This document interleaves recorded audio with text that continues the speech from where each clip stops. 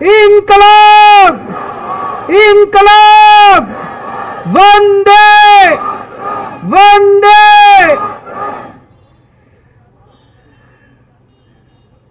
आज पूरे देश भर में जो लोग किसानों के समर्थन में उपवास पे बैठे हैं उनको भी, और जो लोग किसानों के समर्थन में बैठे हैं किसी भी वजह से उपवास चाहे ना कर पाए उनको भी, सब लोगों को मेरा नमस्कार, सबको मेरा प्रणाम।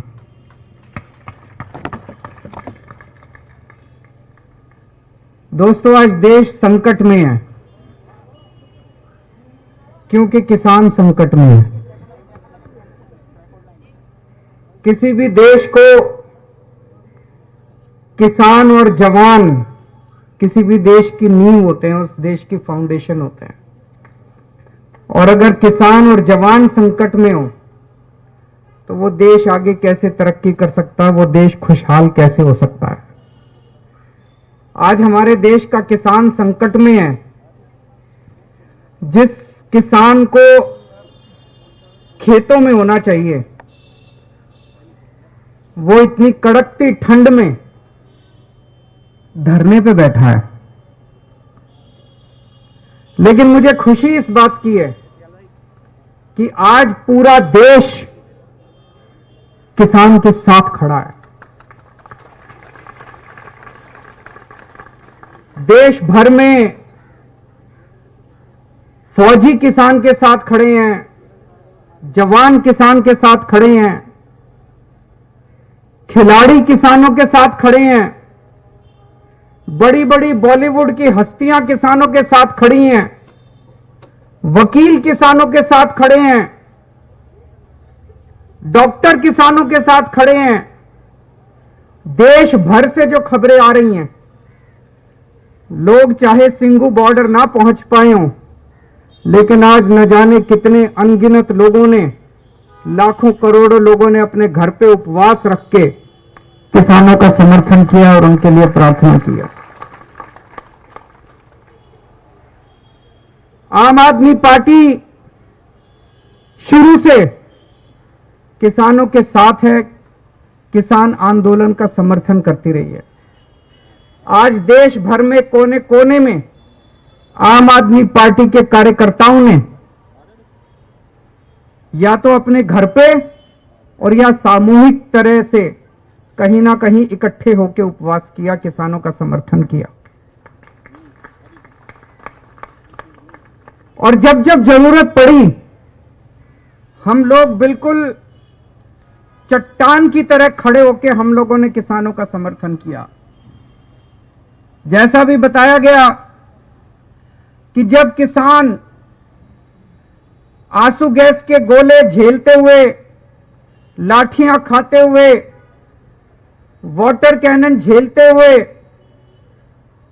बड़े बड़े स्टेडियम में इन लोगों को डाल देंगे बाहर से, हम किसानों के साथ चट्टान की तरह खड़े रहे और हमने इनकी फाइल रिजेक्ट कर दी। उसके बाद हमारे कई एमएलए को मैं जानता हूं, हमारे कई नेताओं को मैं जानता हूं, मैंने उनको कह दिया था कोई टोपी पहन के नहीं जाना, कोई झंडा डंडा लेके नहीं जाना, आम आदमी पार्टी का जिक्र नहीं करना। देश बचेगा तो आम आदमी पार्टी बचेगी, किसान बचेगा तो आम आदमी पार्टी बचेगी। आप में से बहुत सारे लोग रात दिन वहां पे सेवा में लगे हुए हैं। आप भी सेवादार बन के गए और मैं भी सेवादार बन के गया, बिना किसी आम आदमी पार्टी का सिंबल लिए मैं भी वहां पे सेवा करने के लिए, किसानों की सेवा करने के लिए गया। तो ये लोग बहुत नाराज हो गए।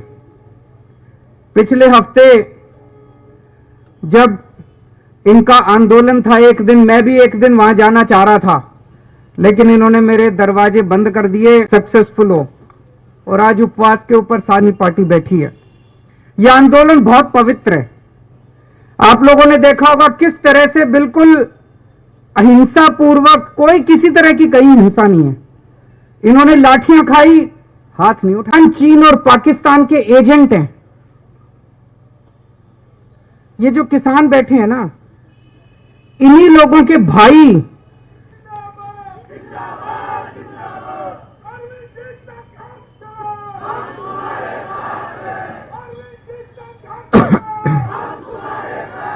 तो ये जितने नेता और ये जो लोग कह रहे हैं कि ये चीन और पाकिस्तान के, और आप ये सोच के देखो कितने ऐसे किसान हैं देश भर में, एक ही आदमी के दो बेटे, एक किसान बन गया और एक जवान बन गया। गलत तो नहीं कह रहा जी? ऐसे बहुत सारे लोग हैं। कितने परिवार हैं, एक बेटा फौज में है और एक बेटा खेत में।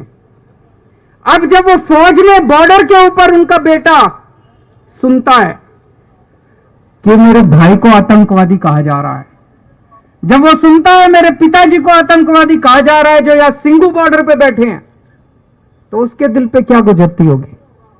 ये सही नहीं हो रहा। जितने लोग ये राजनीति के तहत किसानों को गालियां दे रहे हैं, किसानों को भला बुरा बोल रहे हैं, मैं उनसे हाथ जोड़ के अपील करना चाहता हूं, ये बंद करें, गंदी राजनीति करना बंद करें।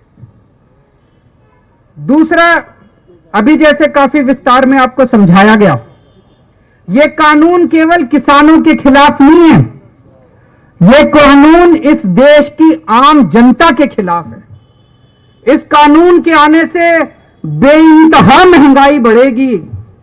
इस कानून के अंदर महंगाई बढ़ने का लाइसेंस दिया गया। महंगाई बढ़ना एक तरह से कानूनी जामा पहना दिया गया। मैं प्याज की जमाखोरी कर रखी है, करते हैं कि नहीं करते? महंगाई क्यों होती है? महंगाई इसलिए होती है, कुछ लोग सारा प्याज खरीद के जमा कर लेते हैं अपने स्टोर में, मार्केट में प्याज नहीं आता, मार्केट में प्याज की तंगी हो जाती है, इसलिए प्याज महंगा हो जाता है। दाल क्यों महंगी होती है? कुछ चंद पैसे वाले जब दाल आती है तो दाल सस्ती हो जाती है। यही करती है सरकार। अब इस कानून में लिखा है कि कोई भी आदमी कितनी भी जमाखोरी कर सकता है, ये अलाउड होगा। अभी तक जमाखोरी करना कानून में भी अपराध माना जाता था और शास्त्रों में भी पाप माना जाता था।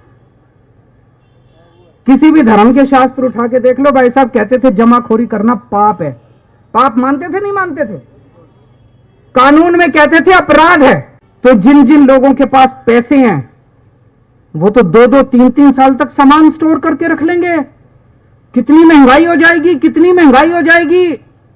तो इस कानून में लिखा है कि अगर एक साल में महंगाई डबल हो जाएगी तभी रेड मार सकती है सरकार, नहीं तो रेड नहीं मार सकती। मतलब किसी, मेरे को पता भी है, मैं मुख्यमंत्री हूं, मेरे को पता है दाल के दाम बढ़ रहे हैं और इस आदमी ने स्टोर कर रखा है, अब मेरे हाथ काट दिए, मैं रेड नहीं मार सकता, उसकी दाल बाहर नहीं निकाल सकता।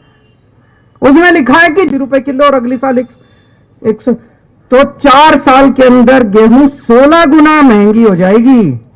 16 गुना महंगी 4 साल के अंदर। समझ रहे हो आप लोग? ये कानून में लिखा, इतनी महंगाई हो जाएगी, इतनी महंगाई हो जाएगी। भाई साहब तनख्वाह बढ़ेगी नहीं, बच्चे पालने मुश्किल हो जाएंगे। तो ये पूरा कानून किसानों के खिलाफ है, आम आदमी के खिलाफ है। केवल और केवल कुछ चंद पूंजीपतियों को फायदा पहुंचाने के लिए कानून लाया गया। तो मेरी सब लोगों से गुजारिश है, ये मत सोचना कि किसानों पे एहसान कर रहे हो। कोई एहसान नहीं कर रहे। ये कानून अगर आ गए सारे के सारे लागू हो गए, लागू तो हो गए, ये बंद खत्म नहीं हुए। किसान बड़ा एहसान कर रहे हैं तुम्हारे ऊपर, जो बैठे हैं वहां पे। इस देश के लोगों पे किसान एहसान कर रहे हैं, जो कह रहे हैं ये कानून वापस लो। तो अपने को सबको इसकी खिलाफत करनी है।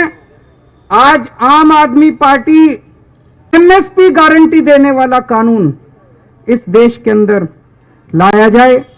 आज पूरा दिन मैंने भी, आम आदमी पार्टी के कार्यकर्ताओं ने देश भर में उपवास रख के इन किसानों की मांगों के समर्थन में प्रार्थना की है।